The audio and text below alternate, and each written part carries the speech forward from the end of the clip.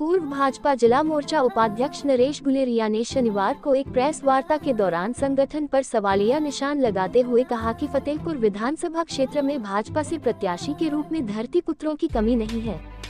कहा कि टिकट आवंटन में ऊपर संगठन में कहीं न कहीं कोई कमी रह जाती है, जिसकी वजह से हर बार बाहरी व्यक्ति को प्रत्याशी बना दिया जाता है। उन्होंने कहा कि हालांकि पार्टी ने कृपाल परमार, राकेश पठानिया के रूप में कद्दावर नेता अवश्य दिए।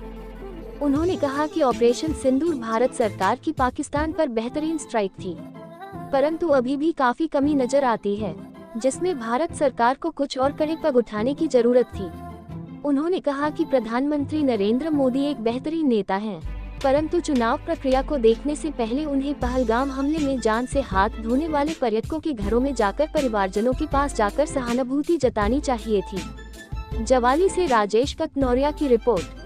ये मैं मानती हूँ 3-4 दिन खूब यानी कि उन्होंने जो भी उनसे बन पाया किया, लेकिन मेरे दिमाग में कभी कभी ये भी पहलू आता है कि ऐसा जो जहाँ कांड हुआ है, उन लोगों पर गोली चली है या उन लोगों को ऐसे मारा गया है, वो इतनी अच्छी जगह थी, क्या वहाँ पहले नहीं सिक्योरिटी होनी चाहिए थी ना। अब संदूर उजड़ गया, हमारी रगों में संदूर चल रहा है।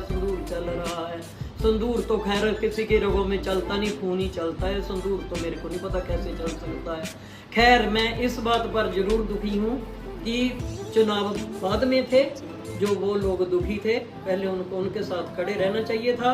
और 3-4 दिन में जो इतना बड़ा हंगामा हुआ है, उनके लोग भी पाकिस्तान के भी कुछ खत्म हुए, हमारे भी इधर शहीद हुए हैं, बहुत कुछ हुआ है, लेकिन कुछ जो एम था कुछ तो इनको वहां तक पहुंचना चाहिए था। मैं मानते हैं आपकी सुरक्षा कांड में कहीं ना कहीं चूक हुई है।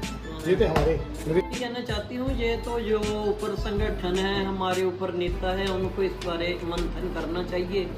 और सभी यही कहते हैं कि फतेहपुर के जो कार्यकर्ता है ये इकट्ठे नहीं होते, यही करते हैं गड़बड़, जानी के भाई इनमें विरोध होता है या कुछ है।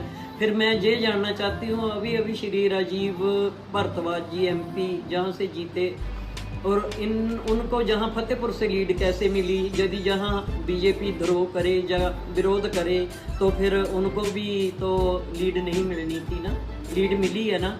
इससे उनको मंथन करना चाहिए कि ये एक ही नारा लगा देते हैं कि हमें बाहरला प्रत्याशी नहीं चाहिए। और मैं तो ये ही कहूँगी, यदि ऊपर संगठन वाले बाहरला हमें प्रत्याशी दे भी देते हैं तो मिलकर बीजेपी उनका साथ देना चाहिए, लेकिन ये लोग बर्दाश्त नहीं करते। आपको क्या लगता है कि फतेहपुर में थोड़ी है कोई इतना बड़ा फतेहपुर है कि जहाँ प्रत्याशी ही नहीं है?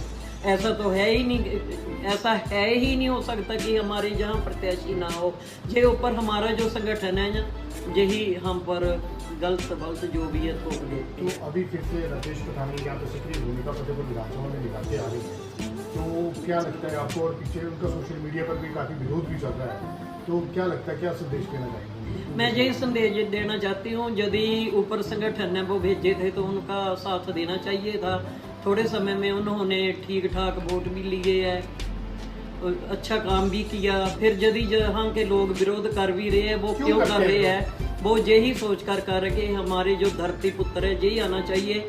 इसी से ही सभी लोग जान के विचलित हो जाते हैं। जब ये नारा लगता है तो फिर जो भी बाहरले प्रत्याशी होते हैं वो हार जाते हैं। जहाँ के जो लोग हैं, कुछ लोग तो साथ चलते हैं, उनके जो अपने खास होते हैं वो तो चलते हैं, लेकिन जो नहीं चाहते, धरती पुत्र चाहते हैं, उनकी वजह से जहाँ सब प्रत्याशी हार जाते हैं। तो अभी आपने बताया कि आप पिछले 30 वर्षों से सक्रिय राजनीति में हैं, तो आपने क्या कभी ऊपर सुझाव नहीं दिया कि ऐसा ना करिए?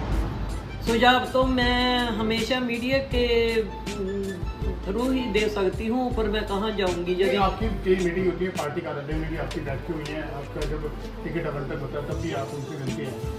टिकट आवंटन के जो टाइम होता है उस टाइम हमें कोई महिला को खास करके नहीं बुलाते, ना ही हमारा कोई मंथन होता है, ना ही हमसे कोई सलाह लेता है। जो भी ये संगठन वाले ऊपर वाले हैं, यही हम पर हमेशा अपना प्रत्याशी थोप देते हैं। राजन जी जीते, जहाँ धरती पुत्र थे वो जीते। उसके बाद राजन जी के घर से लेकर जो सियाड़ी है, रास्ते में पंचायती आती है, बस साफ ही होती जा रही है। वहाँ के बीजेपी इतने नाराज होते जा रही है कि वो सभी कांग्रेस की शरण में जा रहे हैं। शायद वो नहीं चाहते होंगे कि हम बाहरले प्रत्याशी को नहीं बर्दाश्त करेंगे, यही कारण तो होगा। आपकी यहाँ पे जो मौजूदा जो भारतीय जनता पार्टी के प्रत्याशी हैं, तो क्या उनसे आपकी बात हुई है इन विषयों को लेकर? मेरी देखो, मैं फ़ोन पर तो ऐसे खैर डिस्कस कर ही लेती हूँ, आमने सामने बैठ के वो हमसे पूछते नहीं हैं। यदि हमसे पूछेंगे तो हम अपनी विचार जरूर देंगे उनको। हमारे भी तो है धरती पुत्र के प्रत्याशी, तो जहाँ भी है क्यों नहीं है।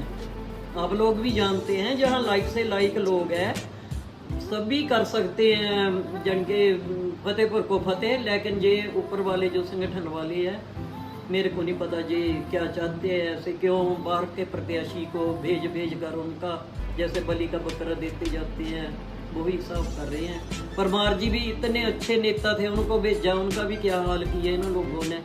राकेश जी भी एक धाकड़ नेता और बहुत अच्छे नेता, जिनके सब तरफ से ठीक थे, उनको भी इन लोगों ने ऐसे ही ख़त्म कर दिया। ये मेरी समझ से बाहर है और मेरे को दुख भी बहुत है कि ऐसे क्यों हो रहा है। आपकी क्या मांग है पार्टी से? हाँ जी, अभी आप पार्टी से, संगठन से क्या मांग करते हैं? हम तो यही करते हैं मांग कि अपनी ऊपर से वे जानी के मर्जी नहीं थोपनी चाहिए, लोगों को में आकर मंथन करे, लोगों के सुझाव लेने चाहिए, लोगों से पूछना चाहिए कि आप क्या चाहते हैं। देखो, मेरे कल्ली अकेले में चाहने से